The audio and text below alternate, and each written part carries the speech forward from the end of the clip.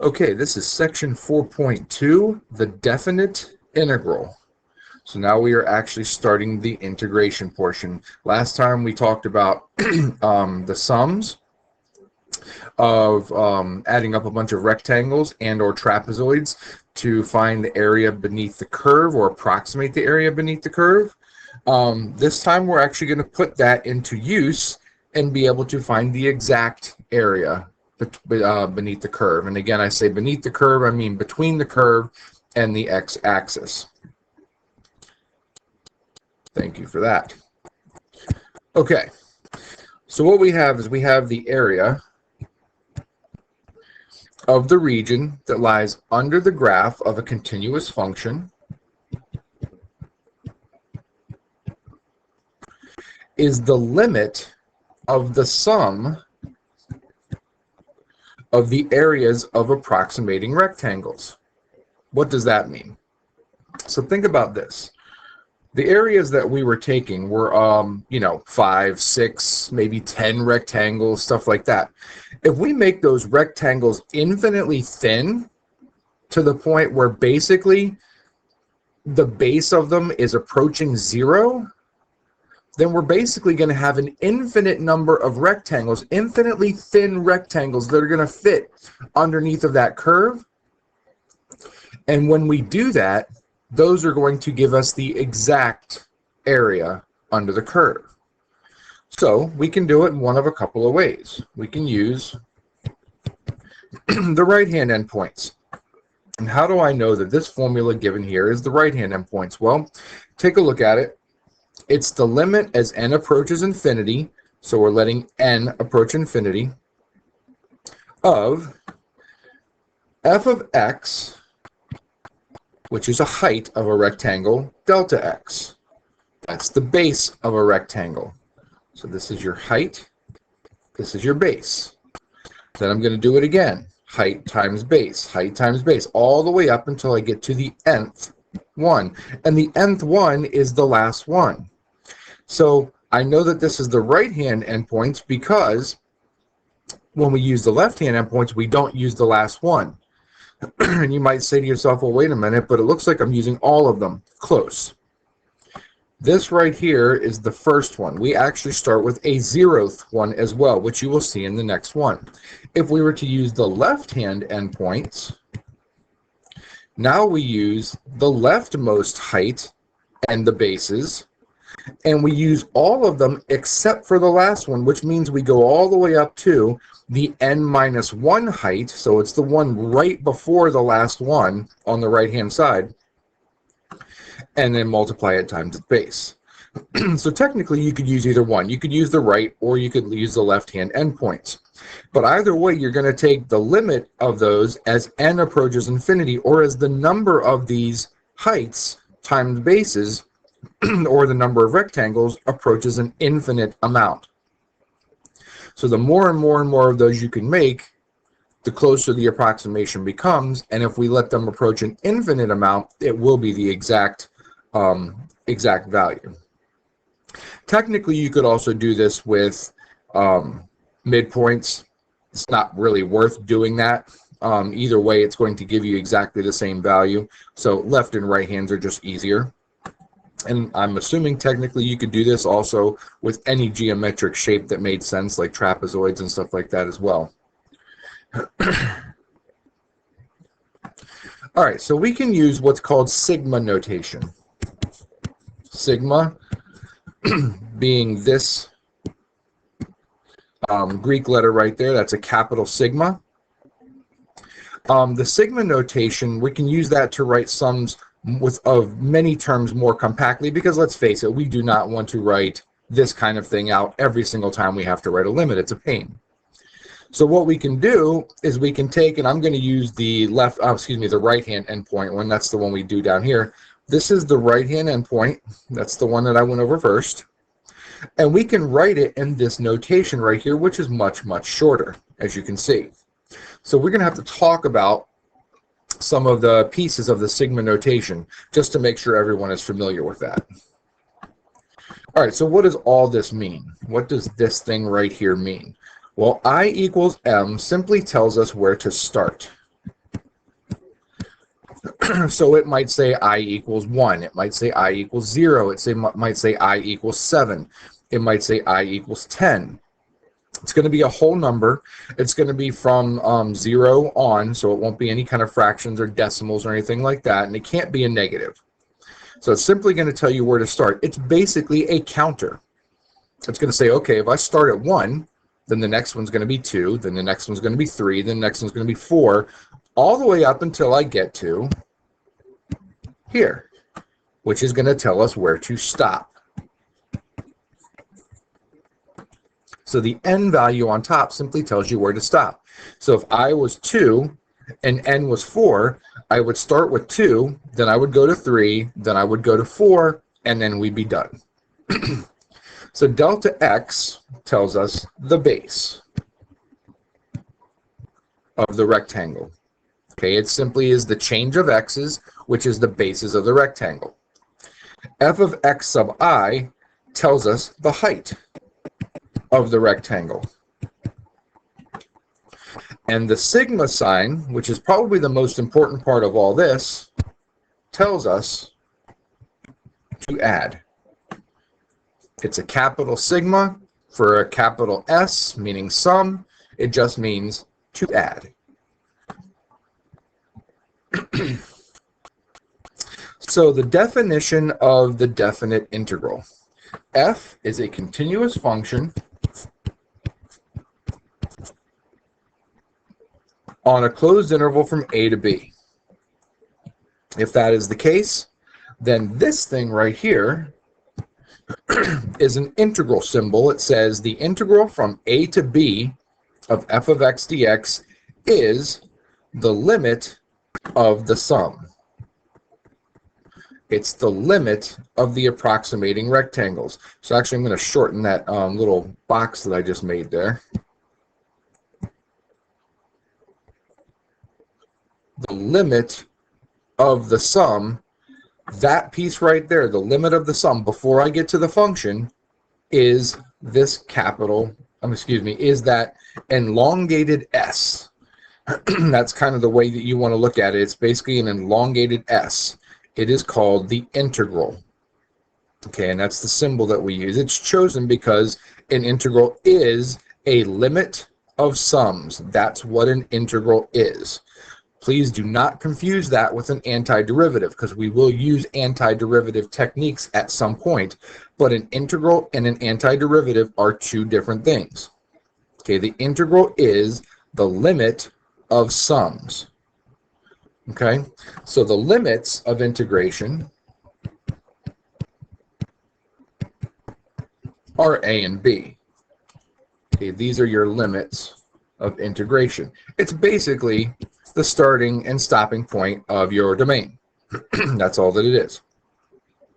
The lower limit in this case is a. That should make sense because that's numerically left to right would be a. The upper limit would be b. It's also why it's written the lower one, the a is on the bottom, and the upper one, b, is on the top of the integral symbol. F of x is called the integrand. It's the thing that we are taking the integral of. And then this sum, and you've heard me mention this before, this sum is called a Riemann. I think I'm spelling that right. I think it's the I before the E there. Sum. A Riemann sum, named after the mathematician, not scientist, the mathematician that came up with this. A Riemann sum. So when you hear the word Riemann sum, you are talking about doing approximating rectangles. All right. So number 3 says construct a Riemann sum for f of x equals x squared on the interval from 3 to 10 using the partitions which are given as 3 to 4, 4 to 6, 6 to 9, and 9 to 10. What you should see is the change in x's on each one of those is different. So you can't just assume that they are all the same. My delta x here is 1. Delta x here is 2. Delta x here is 3, and delta x here again is 1. So again, if all I'm doing is creating a Riemann sum, then that just means I'm going to add up all of the rectangles. So what I'm going to have is f of x sub 1 times delta x sub 1. And that will be the first one. Plus f of x sub 2 times delta x sub 2, and so on. And I'm only going to have 4 of them because I've got 4 partitions. So this, oops, delta, this really shouldn't be too extremely long to do. So the first f of x, okay, so it doesn't actually tell us whether we're going to use a left or a right-hand endpoint. It doesn't really make any difference in this case. It will have to obviously explicitly tell you which one it wants if it was an actual problem on a test or something like that. In this case, we're going to go ahead and I'm just going to use the left one. It doesn't really matter. So using a left-hand sum, that means I'm going to use 3 as the value that I'm going to plug in to get my first f of x. So that would be 3 squared, which is 9, times delta x sub 1, which is 1. Then I'm going to move to the next partition using the left-hand endpoint. So I'm going to plug the 4 in, and we're going to get 16 times 2. And we'll call this a left hand. Then we'll use the 6, which is going to give us 36 times 3. And then we'll use the 9, which is going to give us 81 times 1. So we're going to get 9 plus 32 plus, let's see, 36 times 3 is 108 plus 81. So let's see here, 81 plus 9 is 90, 32 plus 108 is 140, so 140 and 90 is 130. So that would be a Riemann sum, and you could have done a right-hand endpoint for this thing. You could have done a midpoint if you really wanted to, and done some values there. You could have done a whole bunch of different Riemann sums, but that's an easy one. Okay. So that's the idea of the Riemann sum. Now, by comparing the definitions of a definite integral with the definition of the area from section 4.1, we see that the definite integral can be interpreted as the area under the curve, and that's what I was saying. So this definite integral is going to give us the area between the curve and the x-axis. Okay, so let's go ahead and take a look at what that looks like. To determine the exact value from the integral from a to b of f of x dx, from the definition, you must simplify the notation sums. Some summations may be written as a function of their upper limit, which permits the summation notation to be replaced with a much simpler expression. Okay, what does all that mean? It means that if you can find a notation or a way to simplify the sums, it's going to make things a lot easier. So let's take a look at something. If we wanted to take the sum as I goes from 2 to 7 of I, that simply means I'm going to plug in 2 for every I. Well, I've got an I there, so I'm going to plug in 2. Okay, I'm done with that one. Now the counter on this thing, the I equals 2, says that, okay, now I'm going to move up to the next number, which is 3. I will plug 3 in for I. And I'm going to keep doing this until I get all the way up to 7. And 7 is where I stop, because that's the number on the top. So then if I were to take all of those and add them up, what I'm going to get is 27. Okay, that is a definite sum. Okay, and I say definite sum because it's going to stop. There's no infinity anywhere on this thing. It's not going to keep going forever. We will have to deal with those eventually, but not now. Notice that your counter does not have to be I. It could be something else. Like in the next problem, it could be a K. So in the next problem, it says I've got the sum of 1 over n times k squared plus 1 as k goes from 1 to n. Okay, now this one's going to be a little bit different because, first of all, I'm plugging numbers in for k, not for n. So the n just stays there. But I'm going to do this all the way up until I get to the nth number. So how do I know where the nth number is? I don't. So there's a way to write that. So first of all, I'm going to plug in 1 for k. Okay? And then I'm going to plug in 2 for k. Okay, that's enough right there to show the pattern. So because we don't know where this thing's going to stop, we're going to put a dot, dot, dot, which just means it keeps on going until we get to the nth term, which means I'm going to plug in n for k. And that's where it would stop. That would be the sum from k equals 1 to n of the 1 over n times k squared plus 1. It would be all those terms added up. Now, there's no way really to simplify that one easily.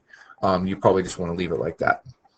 And then the last one says that I'm going to get into I as my counter of f of x sub I delta x as I goes from 1 to n. So the first term would be plugging in a 1 for the i's. Then the next one would be plugging in a 2 for the i's. Oops, forgot a parentheses.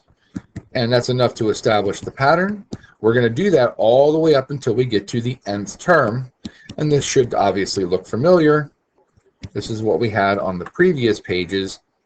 That is the right-hand endpoint sum. The only thing that's missing there is the limit. I'm not taking the limit. I just wanted to show the sum. All right, so some summation formulas, and this is going to be important for solving the rest of these problems. We are going to develop a couple of them, and then a couple of them I'm just going to give to you because it's too much to develop. But number one, if I want to take the sum as I goes from 1 to n of 1, well, the main thing you should notice there is there's no I. Okay, it's just a 1 sitting there on the right-hand side of that summation notation. There's nothing for me to plug anything into. So if I starts with 1, the first term is going to be 1 because there's nothing to plug it into.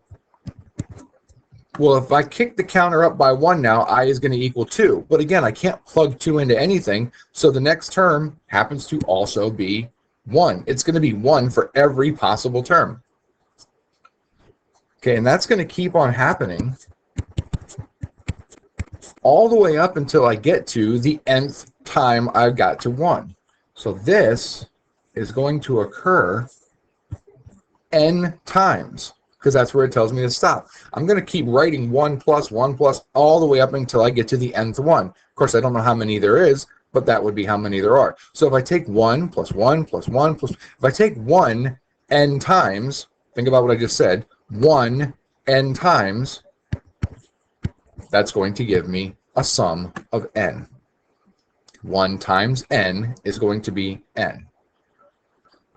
Okay, by that logic, because there would be nothing to plug anything into with any constant, the idea would be if I have a constant c and I want to do that n times, it's going to be c plus c plus c plus c n number of times. Really what you're going to get is c times n. Okay? Number 2. Now this one's different. I do have something to plug it into.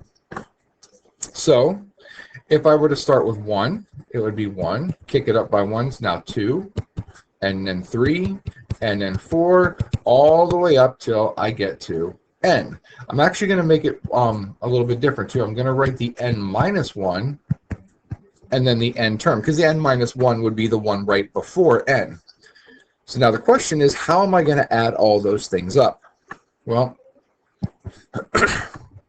let me put it in a different way, and I'm going to erase this after I write it down, so you might want to give yourself some room if you're actually going to copy this, but I wouldn't necessarily do so. If I was to take 1 plus 2 plus 3, and I want to add up the first 100 terms, well, then the last 3 would be like 98, 99, 100. All right. The easiest way to do this would be to say, okay, I could start adding 1 plus 2 is 3, plus 3 more is 6, plus 4 is 10, and so on. That's gonna be, I mean, it's okay. you'll get the answer. It's just not the most efficient way to do it. Or what I could do is I could say, okay, there's a pattern here. If I take 1 and add it to the 100, because I can add in any order, I'm going to get 101. If I take 2 and add it to the 99, I'm going to get 101. If I take 3 and add it to the 98, I'm going to get 101. I'm going to get 101 every single time I take the outside two numbers and add them together, all the way down till I get to 50 plus 51, because those are the two middle terms. So really, this is going to occur 50 times. So then I could do 101 times 50, which is 5,050, and I would have my sum. It's a much shorter way of adding up 1 through 100, as opposed to going in order, 1 plus 2 plus 3 plus 4, and so on. Okay, so noticing that pattern is going to help. So what I really did was I took the total number of terms and divided it by 2. 100 divided by 2 is 50. And then I multiplied that by the sum of the first and the last term. Well, in our case, the sum of the first and the last term here is n and 1.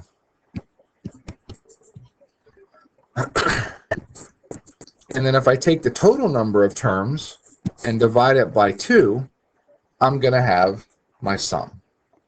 I'm going to erase this, so don't need it. But here is the sum of the first n term. So this is the sum of I as I goes from 1 to n. It's n times n plus 1 over 2.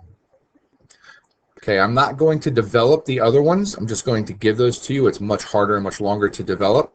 But the sum of an I squared as I goes from 1 to n is going to end up being n times n plus 1 times 2n plus 1 over 6. And then the sum of I cubed is going to be n squared, n plus 1 squared over 4. And I'm still not sure why I've left this on there, but we are not doing I to the 4th. It will not occur. There is one, but it's not going to occur in anything that we are doing. So these are the ones that you really need to know. You need to know those particular sums. All right, we are going to come back with a second video. This is going to be a long lesson, by the way. It might very well be 3 to 4 videos. We'll have to wait and see. Definitely 3. We'll come back and we will do some examples and show how all this works.